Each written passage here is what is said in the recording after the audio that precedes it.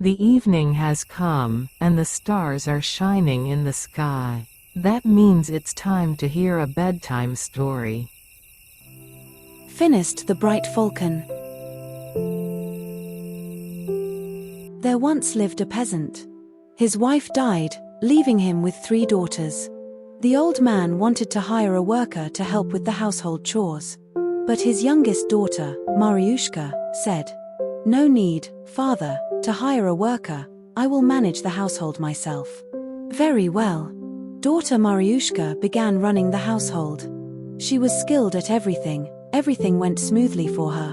The father loved Mariushka. He was glad that such a clever and hard-working daughter was growing up. Mariushka was a rare beauty. But her sisters were envious and greedy. They themselves were not pretty, but they were such fashionistas. They spent all day applying white powder and rouge, dressing up in new clothes. No dress was good enough for them, no boots were good enough, no shawl was good enough. The father went to the market and asked his daughters, "What shall I buy for you, daughters? What would make you happy?" And the eldest and middle daughters said, "Buy us each a fur coat, with large flowers embroidered in gold." But Mariushka stood silent. Her father asked her, "And what shall I buy for you, my dear daughter?" "Buy me, father, a feather of Finist the Bright Falcon." The father returns, brings his daughter's shawls, but couldn't find the feather. The father went to the market a second time. "Well," he says, "daughters, order your gifts." The eldest and middle daughters were delighted. "Buy us boots with silver horseshoes." And Mariushka again requests, "Buy me, father, a feather of Finist the Bright Falcon." The father walked all day, bought the boots, but couldn't find the feather. He returned without it. Very well. The old man went to the market a third time, and the eldest and middle daughters say, "Buy us each a coat." And Mariushka again asks, "Father, buy me a feather of Finist the Bright Falcon." The father walked all day but couldn't find the feather. As he was leaving the city, he met a very old man. "Hello, grandfather." "Hello, dear. Where are you headed?" "To my home, grandfather, to my village. But I have a problem. My youngest daughter asked me to buy a feather of Finist the Bright Falcon, but I couldn't find one. I have such a feather, and it's precious, but for a good person, so be it, I'll give it to you." The old man took out the feather and handed it over, and it was quite ordinary. The peasant rides and thinks, what good could Mariushka see in it? The old man brought the gifts to his daughters. The eldest and middle ones dressed up and laughed at Mariushka. "As you were a fool, so you remain. Stick your feather in your hair and show off." As he was leaving the city, he met a very old man. "Hello, grandfather." "Hello, dear. Where are you headed?" "To my home, grandfather, to my village. But I have a problem. My youngest daughter asked me to buy a feather of Finist the Bright Falcon, but I couldn't find one.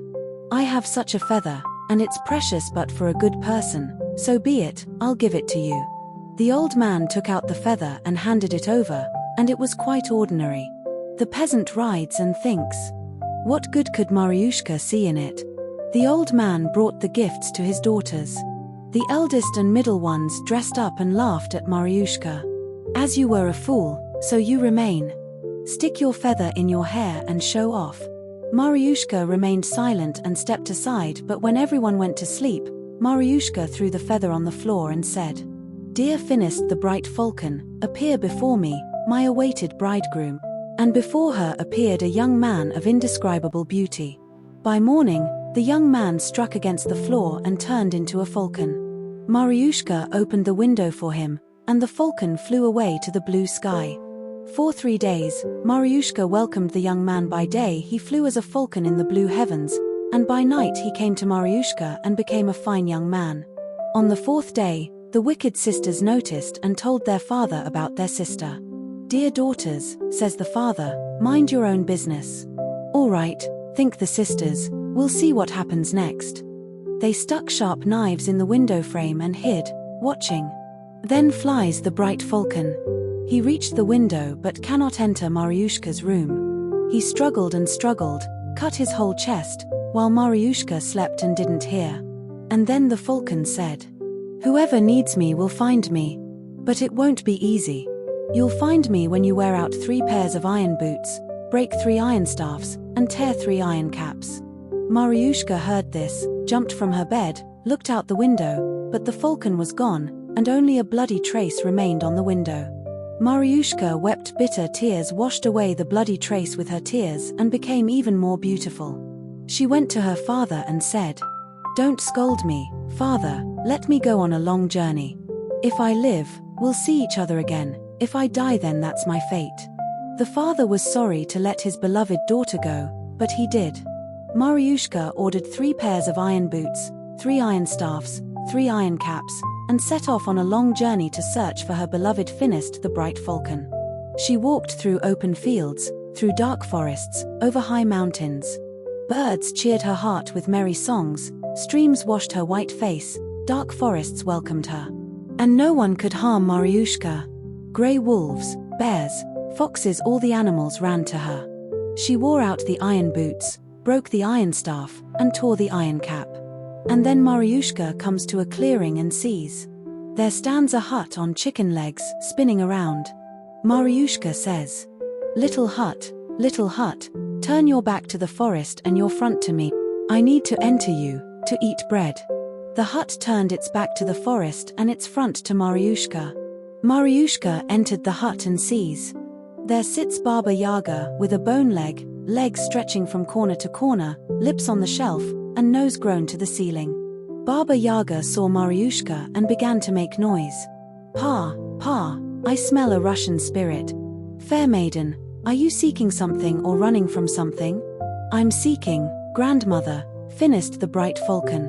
"Oh, beauty, you have a long search ahead. Your Bright Falcon is beyond thrice 9 lands, in the thrice 9th kingdom." The sorceress queen gave him a potion and married him to herself. "But I will help you. Here's a silver saucer and a golden egg. When you reach the thrice 9th kingdom, hire yourself as a worker to the queen. When you finish your work, take the saucer, put the golden egg on it, it will roll by itself. If they want to buy it, don't sell. Ask to see Finist the Bright Falcon." Mariuszka thanked Baba Yaga and went on. The forest grew darker, Mariuszka became frightened, afraid to take a step, when suddenly a cat appeared. It jumped to Mariuszka and began purring. "Don't be afraid, Mariuszka, go forward. It will get even scarier, but keep going and don't look back." The cat rubbed against her with its back and disappeared, and Mariuszka went on. And the forest grew even darker. Mariuszka walked and walked, wore out her iron boots, broke her staff, tore her cap, and came to another hut on chicken legs. Mariuszka says, little hut, turn your back to the forest and your front to me. I need to enter you, to eat bread." The hut turned its back to the forest and its front to Mariuszka. Mariuszka entered the hut and sees. There sits Baba Yaga with a bone leg, legs stretching from corner to corner, lips on the shelf, and nose grown to the ceiling. Baba Yaga saw Mariuszka and began to make noise. Pa, I smell a Russian spirit. Fair maiden, are you seeking something or running from something? I'm seeking, grandmother, Finist the Bright Falcon. Have you been to my sisters? Yes, grandmother. All right, beauty, I'll help you. Take this silver embroidery frame and golden needle. The needle will embroider by itself with silver and gold on crimson velvet. If they want to buy it, don't sell. Ask to see Finist the Bright Falcon. Mariuszka thanked Baba Yaga and went on. And in the forest there was knocking, thunder, whistling, skulls lighting up the forest. Mariuszka became frightened. Then, look, a dog comes running. Woof, woof, Mariuszka, don't be afraid, dear one, go on. It will get even scarier, don't look back. It said this and was gone. Mariuszka went on, and the forest grew even darker. It catches at her feet, grabs at her sleeves. Mariuszka walks and doesn't look back. Whether she walked for a long time or a short time, she wore out the iron boots, broke the iron staff, and tore the iron cap. She came to a clearing, and in the clearing stands a hut on chicken legs, with a fence around it. Mariuszka says, little hut, turn your back to the forest and your front to me. The hut turned its back to the forest and its front to Maryushka. Maryushka entered the hut and sees. There sits Baba Yaga with a bone leg, legs stretching from corner to corner, lips on the shelf, and nose grown to the ceiling. Baba Yaga saw Maryushka and began to make noise. Pa, I smell a Russian spirit. Fair maiden, are you seeking something or running from something? I'm seeking, grandmother, Finist the Bright Falcon. It will be difficult, beauty, to find him, but I will help. Here's a silver spindle base and a golden spindle. Take them in your hands, it will spin by itself, and the thread will not be ordinary, but golden. Thank you, grandmother. Well, you'll thank me later, but now listen to what I tell you. If they want to buy the golden spindle, don't sell it, but ask to see Finist the Bright Falcon. Maryushka thanked Baba Yaga and went on, and the forest rustled and hummed, whistling arose, owls circled, mice crept out of their holes, all coming at Maryushka. And Maryushka sees a grey wolf running towards her. Don't grieve, he says, but sit on me and don't look back. Maryushka sat on the grey wolf, and that was the last anyone saw of her. Ahead lay wide steppes, velvet meadows, rivers of honey, shores of kissel, mountains reaching into the clouds. And Maryushka rides and rides. And there before Maryushka stands a crystal palace.